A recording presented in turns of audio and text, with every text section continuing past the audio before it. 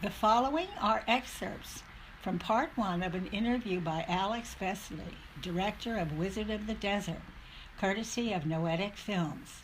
For more information, please go to wizardofthedesertmovie.com. Thank you. For more information about Milton Erickson DVDs, please go to miltonericksondvds.com. Thank you. One time, the second time I went, we had been divorced, and I was with somebody I wanted to marry very much. Later, maybe 6 years later, and he didn't want to get married because he was much older than I was. His wife had died, and he just didn't want to get married again. And we had many arguments and breakups, and restaurants that we couldn't go back to because I'd run out in tears and he'd have to pay the bill and follow. And we had this kind of relationship. And when I went to Erickson, I had this question of what should I do about Arnold. And but when he got to me, I was so scared that I made some dumb question up about psychoanalysis. I think he said, "You'll dream the answer," or something. And then he started talking about one case after another of people with these really bad problems that I suddenly thought, I wonder if he thinks that that's my problem. Or does he really think that I could be? And I finally had to interrupt him and say, "Dr. Erickson, I chickened out. What I really need to ask you is this man I'm involved with." And his answer, after I told him about, we'd had these fights, he said, I told him, "I don't know what to do." And he said, and his answer was, "He'll circle and circle and circle around you, and I don't know whether he'll land." That was exactly what he said. And so I came home, and sometime after that, it's a long story. I wanted him to. He said he'd go into Tiffany's if he ever got me an engagement ring. So on my birthday, I got a blue box, and I think it's the engagement ring. Well, it turns out to be 2 earrings. And I was so mad. I was so mad at him. I mean, I threw them at him at some point. But anyway, then I realized, wait a second, he got into Tiffany's, and also he got 2 rings instead of 1. What's the matter with me? And then I decided, you know what? I prefer him to anybody else I'd seen around. And I'd see him like 3 or 4 times a week anyway. Why do I have to get married? So I decided then and there, I'm going to have a career, and I'm going to be happy with Arnold. And so I went off with Virginia Satir for, I don't know, up to Park City, Utah for a group. And I don't know, it was like about 6 weeks, 4 weeks, something like that. And who calls me up on the telephone deciding that he wants to come to Park City, Utah? Long story, but anyway, so that all happened. It worked its way into my life. But I know that what he said to me, this thing of circling and circling and circling, well, if he's going to really circle, then do I want to hang around or not? Right. And I decided, yes, I did. So a lot of what he does is give you the choice, but he's kind of set it up so that, the best of you works, as I saw it. At least that worked out. That's a fantastic story. I love that.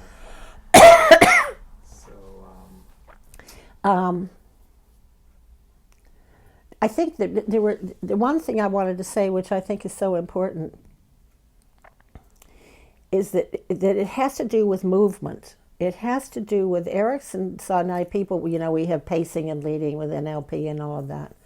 But what Erickson did was stay in absolute, congruence with the movement of what was going on, and also shifting from one state to another. We never know that we're doing this. If people could learn that they're in one state or in another state and know when they're in it and be able to be so clear about it that they can be conscious about what they're doing, it would be infinitely better in the whole world for people to be able to live together. I think Erickson saw shifts of movement. You know, Feldenkrais did something called awareness through movement. How the body, the more you become tuned into your body, the more it can heal. And that's not true with everything, of course, but and I think Erickson was very tuned into how to get his body to move again by imagining things, using imagery. And when he was working with people, when he was working with us, he was always, he didn't miss anything. He was always kind of a little bit, he was with us, but there was always movement, even in the silences. Therapy as a performance, as a performing art. It has to do with movement, with shifting, with silence. Yeah, because I think great performance, not performance in the best sense of the word performance. I think performance of really great people, Yo-Yo, for example, or Perlman, that these people come straight out of their unconscious. And that's why Mozart, you know, that poor old Salieri may have been very popular during his time, but he didn't come from himself. And so nobody, unless you saw the movie or saw the play, most people don't even know who he was. Right. And yet with little babies, I know a lady that with her child, she got Mozart for the child to equalize the brain, you know, the hemispheres. Yeah. Mozart, apparently, a lot of research that, and when she was pregnant, she had this thing wrapped, tied around her waist with Mozart playing with this little baby. And now the baby, after the baby's born, they play Mozart, and the little child would just, you know, just go into a wonderful state. 5:00 p.m. So that Erickson was, I don't know this much about chaos theory, but I had the feeling that he was like the strange attractor. I went to a big conference, mathematicians and like all kinds of physicists, and none of them knew either. All they know is that there's something you think that's the way it is, and then something comes in from left field, which is the strange attractor, which is much more complicated in terms of math, etc. But I think that in terms of our field, in terms of psychotherapy and psychoanalysis, I think that Erickson is our strange attractor. I think that Erickson saw that when people are in touch with their need,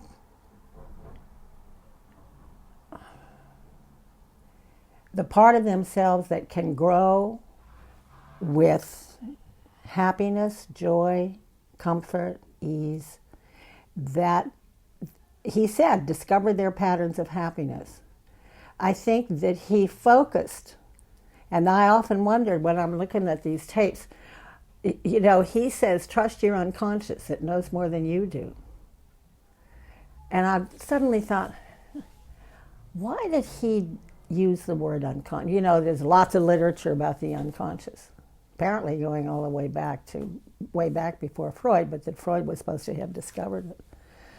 But I think that Erickson's view of it wasn't of something that was a structure or something that was linear, the id, ego, superego, or the vast cauldrons of instinctual urges, etc.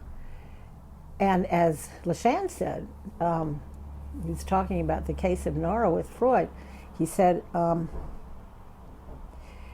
Freud talked about repressed sexuality, but he never talked about repressed creativity.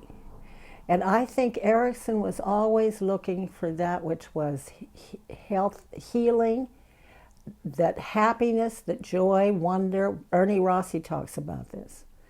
the wonder of a child learning something, or the pleasure of looking at a color or the combination of colors or listening to music, that these are really what people need in order to heal within themselves. And and I think that his basis was to discover these, to reframe the static. It's a mixed metaphor, but anyway. And I think that he really reframed the idea of, quote, the unconscious. Why? And that is a very huge thing to do, and I don't think very many people understand that.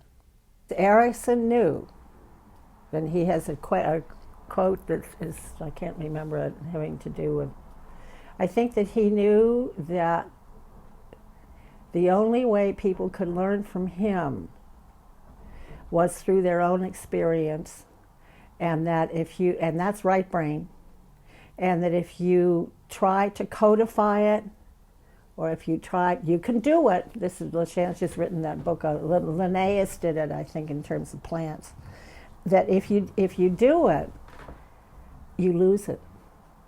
That what is happening is that Erickson is kind of, he didn't want to be quoted. He wrote papers. There are many, many books written about him.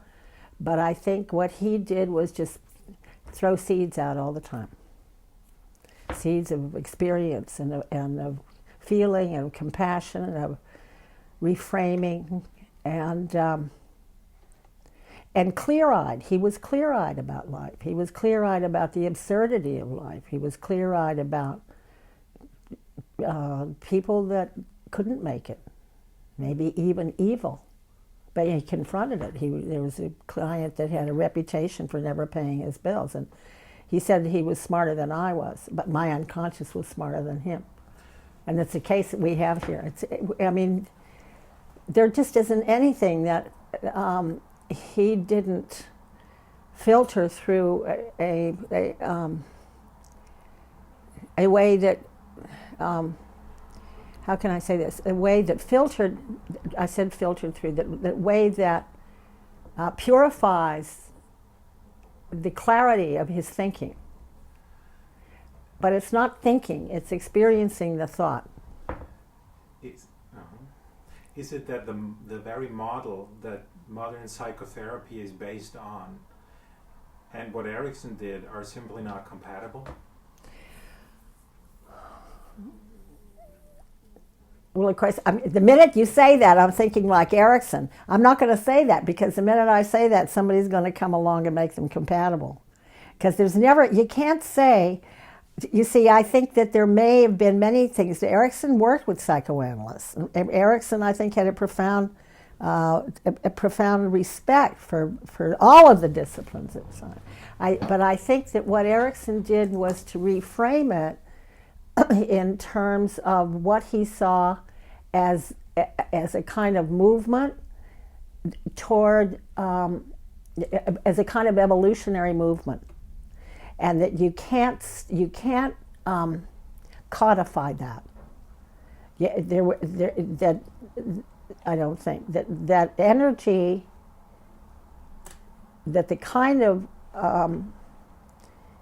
experiential learning that he talked about affects energy. Now, I don't even know what that means myself, but it's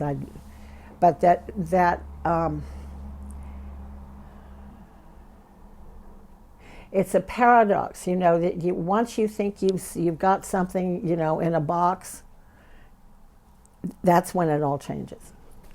And you see, but I think that Erickson saw that that people could respond to those parts of themselves that were able to enjoy, to have the positive feelings, that it wasn't all death instinct and all of those things were there, but it wasn't a concept of an instinct. It was an experience of the self that he worked with. do you think that is why he did not want, or was he completely honest when he said he did not want a school to be named after him? Oh, I think so. Because once you name a school, that's it, finished. Any organization that once they think that they've codified them, so to speak, themselves, then they have to keep doing the same thing in order to survive. And yet he must have known that, of course, the impact that he had will go beyond him, and that there's going to be people who will try to codify him, as you say. Erickson said, "Be your own natural self." I tried to do it the way somebody else did, and it was a mess. What Erickson said is, don't follow me. Find who you are. And that was, I really think he believed that. I think he went for the capacity for growth in each person. But I think his idea of growth was not analyzing defenses, which is a left brain phenomenon, but people experiencing themselves in reaction to life in new ways.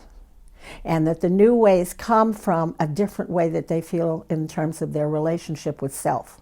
And I think that's what he did. He did relationship with self, and he did it in a way that sometimes turned it around so that there were possibilities that people never even saw, never even thought of. And he could do it with humor and wit and great compassion. If we could bring him back for a moment, and you could ask him one question, what would that be?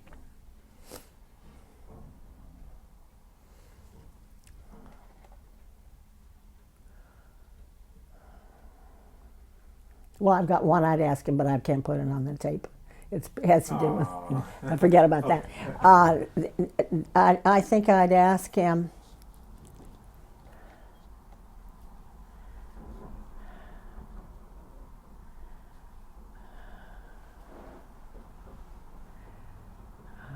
Any question? I'd ask him about how did you learn to be so comfortable with your own unconscious?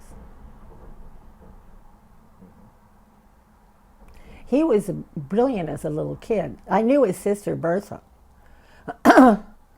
And I mean, even as a little kid, he was, he was curious.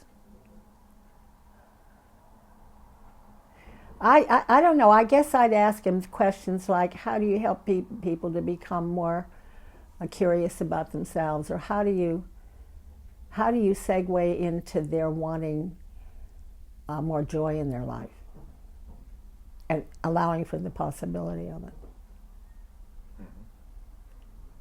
You see, I think he wasn't. I'd ask him. You have so much hope in the unconscious, and people learning how to trust the unconscious. How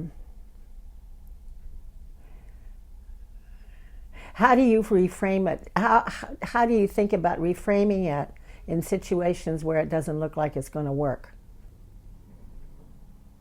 That's a good question. That's what I'd ask him. What do you think he would say? He could probably come up with some, Yeah. He'd probably come back to me with a question. When did you ever think that it wasn't going to work and it did work? And how did that happen? And he'd probably say that that's what he would do. I wouldn't even presume to say what he'd say, but I think that he always went back to experience. And he said, and this is one of the differences between his way of doing hypnosis and traditional hypnosis. He said, you can do traditional deeper hypnosis and the person will follow you. But but what is important is you access the pattern and give the experience of the pattern to the person, then introduce the new variable. But you can't introduce a new variable unless the pattern is already there. And that is really, I think, major. I think he was always, and I have to, now that I'm saying this, I got to go back and look at some of the, I think he always was, what's the word I want? Impeccable with making sure he did the seeding, that he got the pattern before he did he was very careful about the preparation before he then did what you might call the zinger transforming thing. And you used such a nice metaphor before, and maybe you can just give me that so I have it on tape. You said when people came, they were running on 4 cylinders or something. Right. And can you just say that just as Yeah, I mean, this is absolutely true.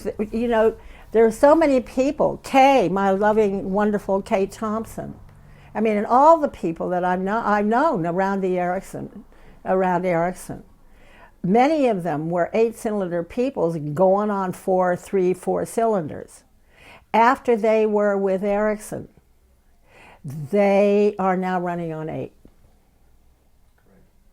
And I think I would I'm not running on 8, I wish I were, but I think I'm more than I was when I was, God knows, let's hope so. But I don't think anybody could be around him without being enhanced in their humanity or their sense of self or their appreciation of small things. Great. Enhancement. So enhancement was really... Enhancement, yeah. He enhanced everybody's life in the way he worked.